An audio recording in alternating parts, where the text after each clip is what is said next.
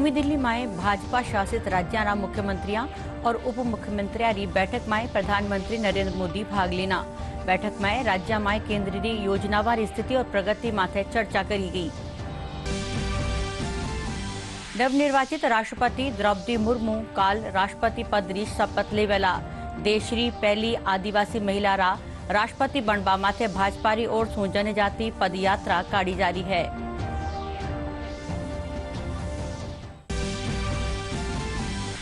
प्रदेश में रीट परीक्षा रो आज दूसरो दिन लाखों अभ्यर्थी परीक्षा दी। नकल रोकवा खातर कड़ा इंतजाम करया गया।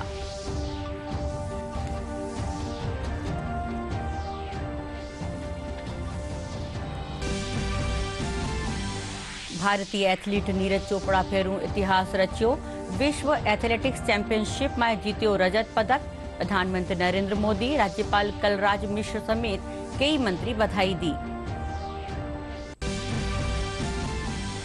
और प्रदेश में सावन री घटावा मेहरबान वैरी है। राजधानी जयपुर समेत चोखी बारिश से बांधा और तालाबा में पानी की चोखी आवक।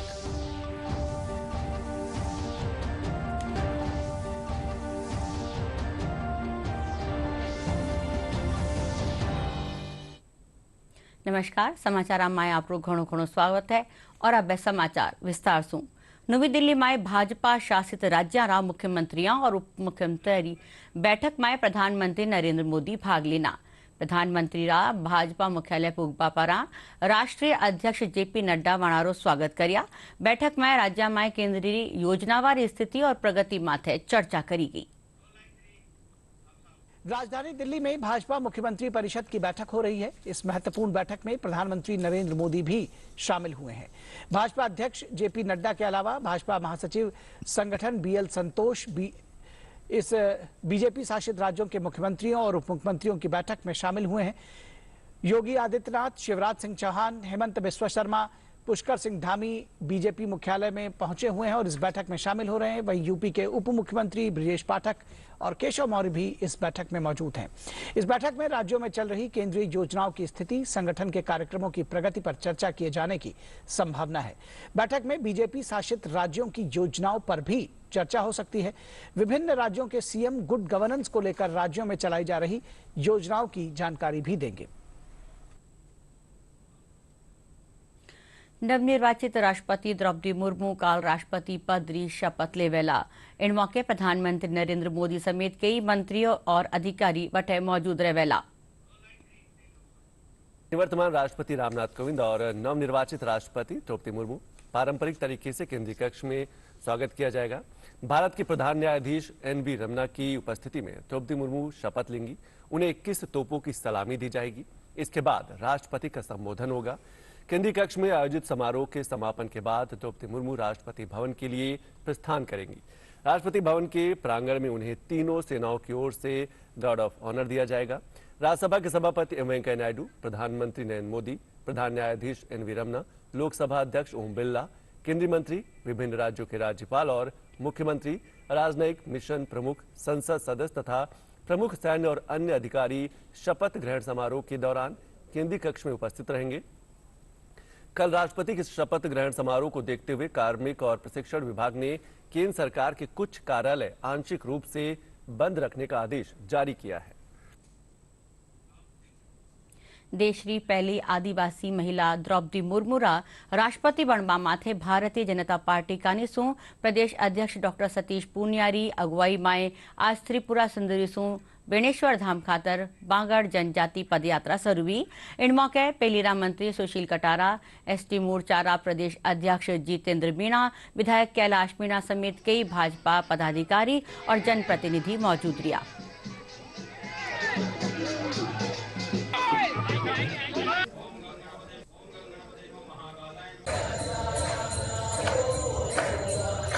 विश्व के सबसे बड़े लोकतंत्र की खूबसूरती ये है कि उस पर अब राष्ट्रपति के रूप में जनजाति की हमारी एक बहन द्रौपदी मुर्मू जी विराजेंगे।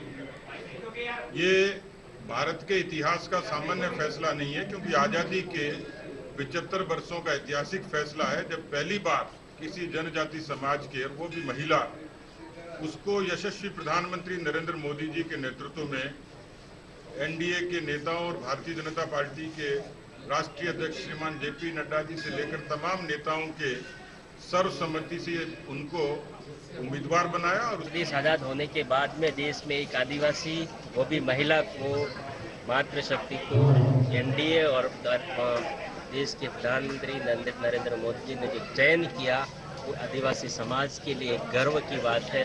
निश्चित रूप से इतने वर्षों बाद अगर किसी ने चिंता की है आदिवासी समाज की, तो नरेंद्र मोदी जी ने की। एक गांव गरीब की बेटी को भी देश के सर्वोच्च पद पर पहुंचाया। भारतीय जनता पार्टीના રાષ્ટ્રીય પ્રવક્તા ડોક્ટર સુધાંશુ ત્રિવેદી आज जयपुर दौरा माथे रिया। डॉक्टर सुधांशु त्रिवेदी इन दौरान पत्रकारों से बातचीत करता थका प्रदेश में बिगड़ती कानून व्यवस्था ने लेर गहलोत सरकार माथे आरोप मांड्या। त्रिवेदी कहा कि प्रदेश कांग्रेस सरकार री कथनी और करनी में अंतर है। साथ ही वणा राज्य सरकार कानून कोटा पीएफआई री रैली ने मंजूर देवा पर सवाल खड़ा करिया।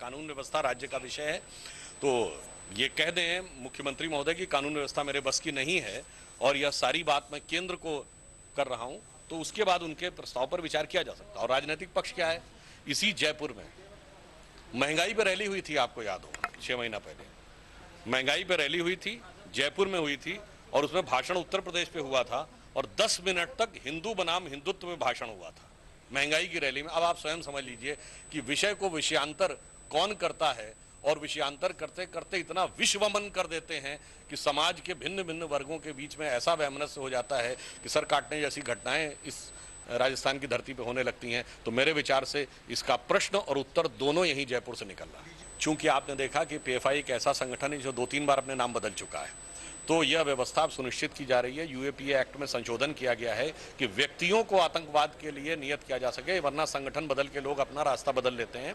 परंतु यहाँ विषय ये महत्वपूर्ण है, यदि कोटा में पीएफआई को अपनी रैली निकालने की परमिशन दी जाती है तो ये अपने आप में बहुत बड़े प्रश्न चिन्ह खड़े करता है कि कांग्रेस पार्टी का अंदरूनी विचार क्या है।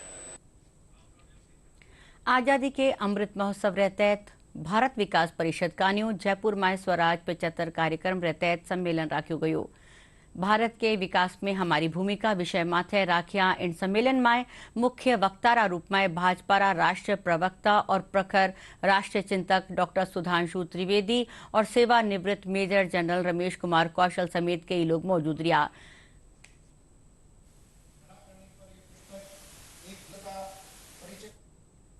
सम्मेलन में डॉक्टर सुधांशु त्रिवेदी कहा कि केंद्रीय मोदी सरकार की कल्याणकारी योजना बारे जरिए भारत विकास रा पथ माथे आगे बढ़ रही है। भारत विकास परिषद रा प्रांतीय महासचिव रणबीर सिंह त्यागी बताया कि इन कार्यक्रम में परिषद से जुड़ा पदाधिकारी और जाने माने लोग मौजूद रहा। और विकास में हमारी भूमिका और विशेष अवसर तब जब यह स्वतंत्रता का अमृत महोत्सव है, 75 वर्ष पूर्ण हुए हैं। हमने एक लंबी यात्रा तय की है, परंतु आगे का लक्ष्य माननीय प्रधानमंत्री श्री नरेंद्र मोदी जी ने कहा है कि इस स्वतंत्रता के अमृत महोत्सव में हमें संकल्प लेना है कि जब हम शताब्दी मनाएंगे यानी 2047 में, तब भारत वह स्थिति में होना चाहिए जो भारत का भवितव्य था, जो भारत का वास्तविक स्थान था, यानी हम सोने की चिड़िया भी होंगे और जगत भी होंगे। जब 2014 में एक परिवर्तन आया और केंद्र में सरकार बदली, परंतु यह सिर्फ सरकार बदलने के लिए था क्या? नहीं। यह सिर्फ नया विकास करने के लिए था? नहीं। ये विकास करने के लिए तो था ही, विकास के विचार को नया आयाम देने के लिए था। प्रधानमंत्री जी ने कहा हमें सबका विकास करना है, सबको जनधन अकाउंट देने हैं, सबको गैस उपलब्ध करानी है, सबको मकान उपलब्ध कराना है, सबको शौचालय उपलब्ध कराना है, सबको आयुष्मान भारत के तहत जो किया गया स्वास्थ्य की सुरक्षा प्रदान करनी है। ऐसा क्यों? कारण जानते क्या है? यह विचार उस मूल भाव से प्रेरित है जो हमारी संस्कृति का अप्रतिम उद्घोष है, सर्वे भवन्तु सुखिनः सर्वे सन्तु निरामया। सर्वे भद्राणि पश्यन्तु मा कश्चित् दुर्भाग् भवेत्। हमने सर्व की बात कही, हमने अपने जन, पराये जन या बहुजन की भी बात नहीं की है, क्योंकि जब आप बहुजन की बात करते हैं तो कुछ जन तो छूट जाते हैं, परंतु जब आप सर्वे भवन्तु सुखिनः कहते हैं तो एक भी व्यक्ति छूटता नहीं है। इसलिए विचार विकास का पहला इस धारणा से प्रेरित था, जो पूर्ववर्ती विकास की अवधारणाओं से अलग था कि अब सबको सब कुछ देना है। सम्मेलन का मुख्य उद्देश्य था हमारी यानी आम जन की भारत के विकास में क्या भूमिका है। भारत विकास परिषद की मान्यता है कि हम अपनी संस्कृति, हमने अपनी परंपराओं और अपनी मान्यताओं के साथ आगे बढ़ें और उसके साथ विकास करें तो ज़्यादा सुखकारी और आनंददायी होगा। इसी के लिए भारत विकास परिषद विभिन्न कार्यक्रम कराती है, विभिन्न संगोष्ठी कराती है और आज भी सम्मेलन का उद्देश्य यही था कि हम प्रबुद्ध जन को, समृद्ध जन को किस प्रकार जोड़ करके समाज की सेवा करें और देश के विकास में सभी को हम जोड़ पाए। प्रदेश में आज दूसरा दिन भी राजस्थान शिक्षक पात्रता परीक्षा रखी गई। इन खातर प्रदेश भर में 1376 और जयपुर में 200 परीक्षा केंद्र बनाया गया है। इन परीक्षा खातर सुरक्षा रा पुख्ता प्रबंध किया गया है। पुलिस रा अतिरिक्त महानिदेशक हवा सिंह घुमरिया बताया कि परीक्षा के दौरान अफवाह फैलावा वाला और नकल गिरोह माथे खास नजर रखी गई। साथ ही अभ्यर्थियों ने रोडवेज बसा में निःशुल्क यात्रा की सुविधा भी दी गई।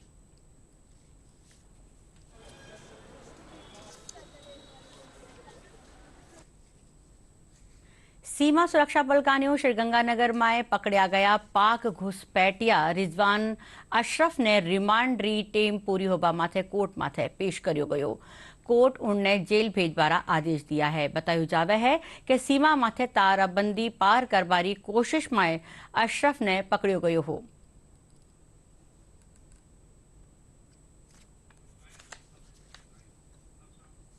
रिजवान को अवकाशकालीन कोर्ट में पेश किया था जी। इन्होंने जेसी फरमाया है और जेल दाखिल करने जा रहे हैं। जेसी हो गया। हाँ।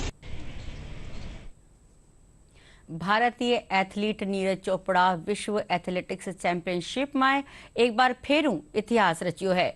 वणा 88.13 मीटर भालो फेंकर विश्व एथलेटिक्स चैंपियनशिप में रजत पदक जीतवा वाला दूजा भारतीय बन गया है।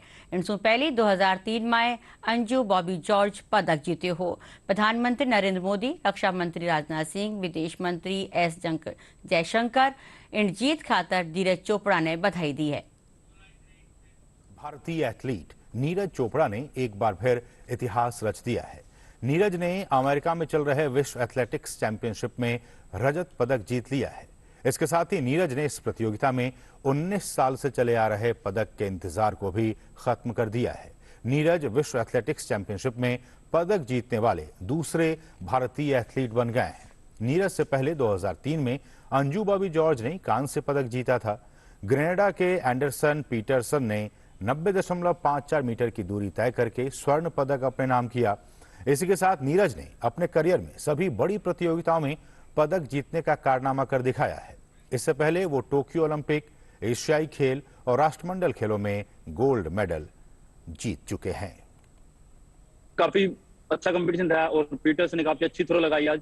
आई थिंक 3 थ्रो ओवर 90 मीटर की थ्रो थी और काफी अच्छी थ्रो लगाई। और हाँ, थोड़ा मेरे लिए आज थोड़ा सा कंडीशन थी जो थोड़ी डिफरेंट थी और डिफिकल्ट थी, पर जो वो थ्रो थी अच्छा लगा था, मुझे अच्छा फील हुआ था और मुझे लग रहा था कि हाँ और अच्छी थ्रो है, पर सिल्वर मेडल की थ्रो थी और ठीक है, सेटिस्फाई है मतलब जो भी रिजल्ट है उससे और बढ़िया है। काफी टाइम बाद अपने इंडिया का मेडल आया है तो इस चीज की खुशी है वर्ल्ड चैंपियनशिप में। प्रधानमंत्री नरेंद्र मोदी ने भी नीरज चोपड़ा को विश्व एथलेटिक्स चैंपियनशिप में रजत पदक जीतने पर बधाई दी। उन्होंने ट्वीट कर कहा कि हमारे सर्वश्रेष्ठ एथलीटों में से एक ने बड़ी उपलब्धि हासिल की है। विश्व चैंपियनशिप में ऐतिहासिक रजत पदक जीतने पर नीरज चोपड़ा को शुभकामनाएं। ये भारतीय खेलों के लिए एक विशेष क्षण है। नीरज को उनके आगामी प्रयासों के लिए शुभकामनाएं। गृहमंत्री अमित शाह ने भी नीरज चोपड़ा को बधाई दी। उन्होंने कहा कि अद्भुत नीरज चोपड़ा, अपनी कड़ी मेहनत और लगन से विश्व एथलेटिक्स चैंपियनशिप में सिल्वर मेडल जीतकर आपने एक बार फिर विश्व में भारत का झंडा गाड़ दिया। भारतीयों को गौरवान्वित किया है।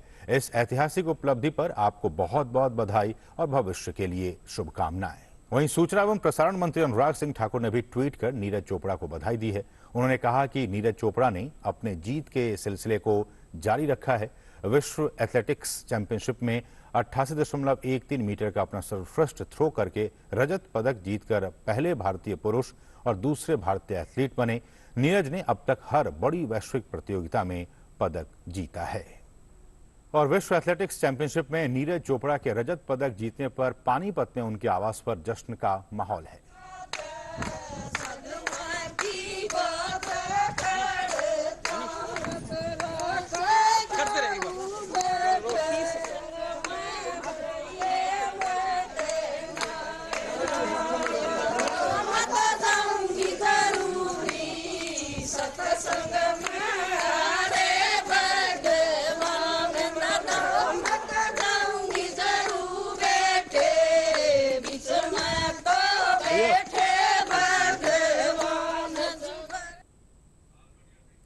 राज्यपाल कलराज मिश्र विश्व एथलेटिक्स चैंपियनशिप में भाला फेंक होड़ में रजत पदक जीतबा माथे नीरज चोपड़ा ने बधाई दी है। वणा खुशी जाहिर करता था कया के पूरा देश खातर या गर्वरी बात है। राजधानी जयपुर में चाल रिया 3 दिन रा डोमेस्टिक ट्रेवल मार्ट रो आज समापन वैगो। कार्यक्रम रा आखिरी दिन उद्योग मंत्री शकुंतला रावत ट्रेवल मार्ट में लगाई गई स्टोलारो जायजो लियो। इन दौरान वे कार्यक्रम रा सफल आयोजन खातर आयोजका ने बधाई दी। आरटीडीएम रा चेयरमैन खालिद खान बताया कि इन ट्रेवल मार्ट में पर्यटन ने बढ़ावो देवा खातर पर्यटन उद्योग से जुड़िया कई लोग और एजेंसियां से चर्चा करी गई।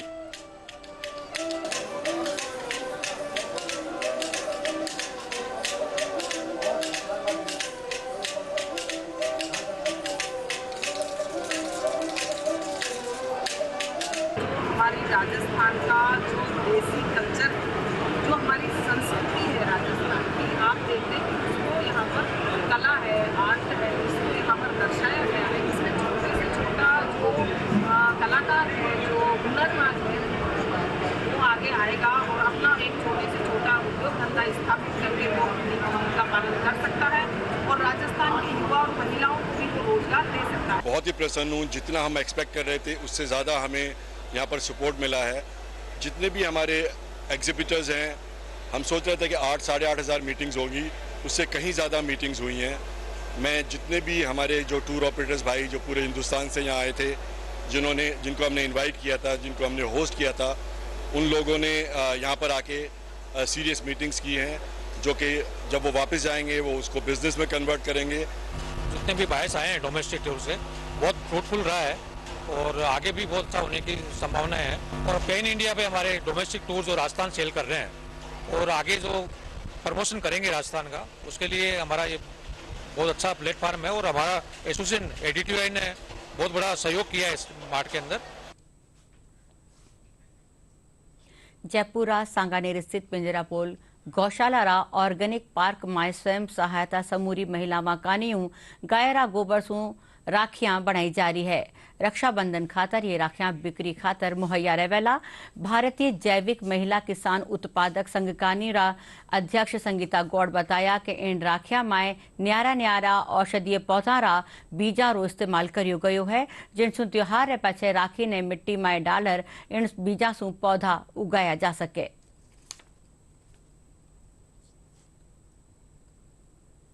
भारतीय जैविक महिला किसान उत्पादक संघ और हैनीमैन चैरिटेबल मिशन सोसाइटी ने ये एक निर्णय लिया कि हम लोग एक अनूठी पहल करें। जो ये त्योहार है, ये भी पवित्र त्योहार है, तो इस पे हम गाय के गोबर में हम लोग कुछ औषधीय बीजों को उसमें डालकर हम लोग राखियां बनाएं, मोली के धागे में उसको पिरोएं, ताकि राखी के अंदर अगर औषधीय बीज हैं, उसमें अश्वगंधा है, उसमें काल मेघ है, उसमें मोरिंगा है, ऐसे पौधे जो उसमें बीज डाले जाते हैं और वो बीजों को राखी के साथ में अगर आपने अपने गमले में डाल दिया तो वहाँ से एक नर निर्माण होगा एक नन्हे से पौधे का। कि इस त्योहार को बिल्कुल पवित्र तरीके से ही मनाया जाता है। ये गाय से बनी हुई गोबर की राखियां हैं और इसके अंदर हम लोगों ने बीज दिए हैं, तुलसी, अश्वगंधा, इस तरह के बीज दिए हैं जो आप इसको फेंक ना सके कचरे के डब्बे में और इसे गमले में डालें ताकि ये बीज उपजाऊ हो और आपको एक अच्छी फसल मिले, अच्छा खेती के लिए जैसे पौधा मिले, सुंदर सा, और प्लास्टिक वगैरह से आप इन सब चीज़ से बचे रहें। राजधानी जयपुर में चोखी बारिश चालता चारों ओर हरियाली नजर आ रही है।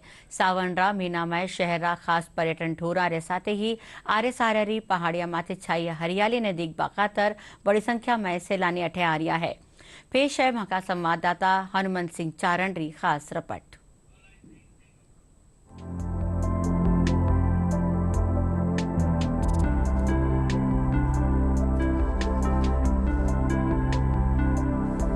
इन दिनों बारिश के मौसम के चलते जयपुर शहर के प्रमुख पर्यटन स्थलों पर सैलानियों की आवाजाही भी बढ़ गई है।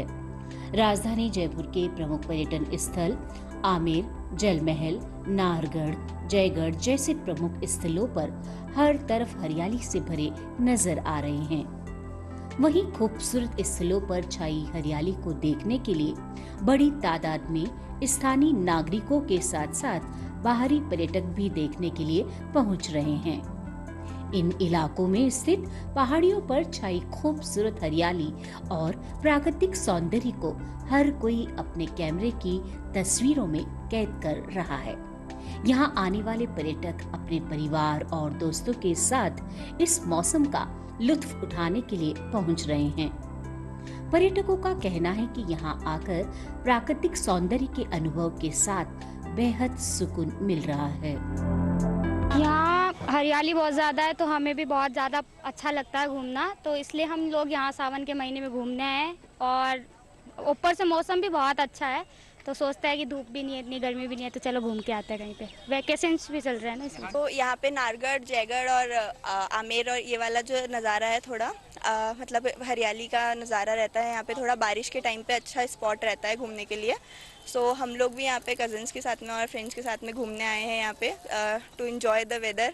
यहाँ पे बहुत अच्छा वेदर हो रहा है अभी, सो इट्स ग्रेट कि यहाँ पे एंजॉय करने आए हैं हम लोग भी।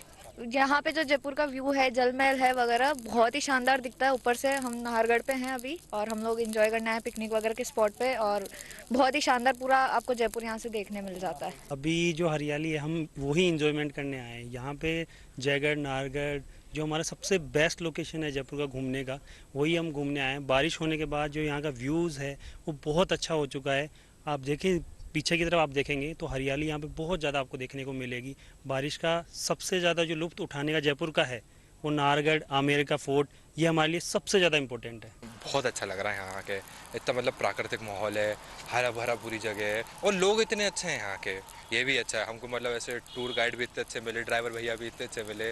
दूसरा क्या कहते हैं, अंदर पूरी हम हिस्ट्री पता करके आए, एक एक कमरा देख के आए, क्या था क्या नहीं था, मतलब बहुत बढ़िया। गुलाबी शहर इस सावन के महीने में हर तरफ हरा भरा नजर आ रहा है। हर कोई शहर की इस खूबसूरती को देखकर बेहद रोमांचित हो रहा है। यही कारण है कि इन दिनों गुलाबी शहर के प्रमुख पर्यटन स्थलों पर स्थानीय और बाहरी सैलानी जमकर इस मौसम का लुत्फ उठा रहे हैं।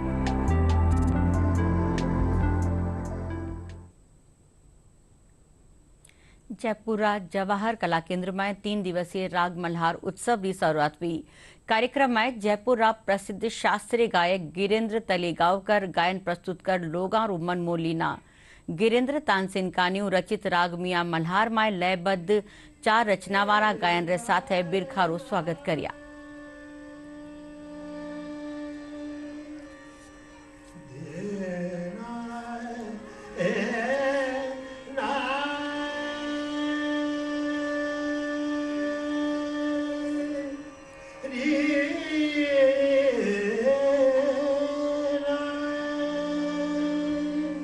राग मल्हार जो कार्यक्रम आयोजित किया जा रहा है, जो 23 से 25 जुलाई तक चलेगा, उसमें शास्त्रीय जो रागों पर आधारित कार्यक्रम किए जाएंगे।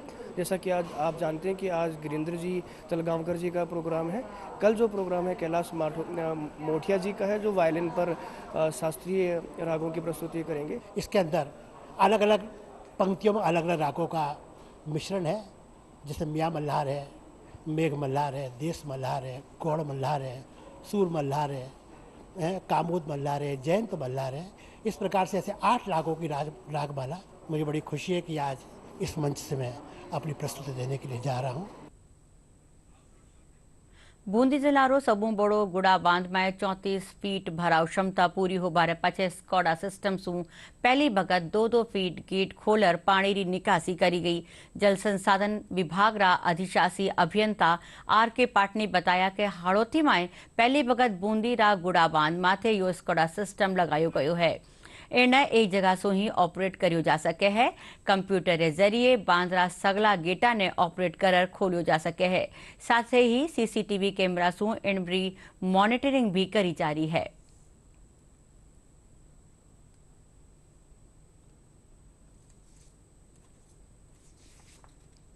NHP के तहत यहाँ पे इसका सिस्टम का निर्माण करवाया गया है। पहले गेटों का ऑपरेशन मैनुअल होता था, हर गेट पे जाकर उसका इलेक्ट्रिकल बटन से ऑपरेशन होता था। अब कंट्रोल रूम बनाया गया है। कंट्रोल रूम से यहाँ ऑटोमाइजेशन के तहत कंप्यूटर पे देखते हुए गेटों का ऑपरेशन किया जाएगा। और आज पहली बार हमने 2 गेट खोले हैं 2-2 फुट, और इससे ये फ़ायदा रहेगा कि टाइमली ऑपरेशन होने से नीचे फ्लड की स्थिति नहीं बन पाएगी और जो नीचे के गाँव हैं उनको एक राहत मिलेगी। प्रदेश में सावन री घटावा मेहरबान वैरी है। सगली ठोरा माथे में बरस रियो है। अब ताईरा आंकड़ा रे मुजब प्रदेश में औसत बारिश की तुलना में 53% बत्ती बारिश बह चुकी है। प्रदेश रा बांधा और तालाबा में पानी री आवा लगातार वैरी है और नदी नाला उफान माथे है। मौसम विज्ञान केंद्र जयपुरा निदेशक राधेश्याम शर्मा बताया कि आवता 3-4 दिन में प्रदेश में चोखो में बरस सके है।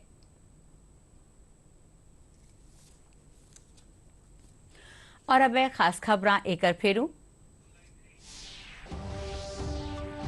नवी दिल्ली में भाजपा शासित राज्य मुख्यमंत्री और उप मुख्यमंत्री बैठक में प्रधानमंत्री नरेंद्र मोदी भाग लेना। बैठक में राज्य में केंद्रीय योजनावार स्थिति और प्रगति माथे चर्चा करेगी। नवनिर्वाचित राष्ट्रपति द्रौपदी मुर्मू काल राष्ट्रपति पद री शपथ लेवेला। देश री पहली आदिवासी महिला रा राष्ट्रपति बनवा माथे भाजपा री ओर सु जनजाति पद यात्रा काढ़ी जारी है।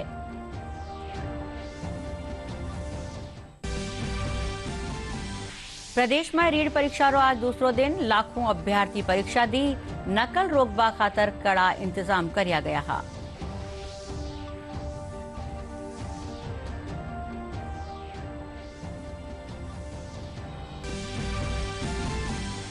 भारतीय एथलीट नीरज चोपड़ा फेरू इतिहास रचियो। विश्व एथलेटिक्स चैंपियनशिप में जीत्यो रजत पदक। प्रधानमंत्री नरेंद्र मोदी, राज्यपाल कलराज मिश्र समेत कई मंत्री दी बधाई। और प्रदेश में सावन री घटावा मेहरबान वैरी है। राजधानी जयपुर समेत चौखी बारिश से बांधा और तालाबा में पानी री चौखी आवक।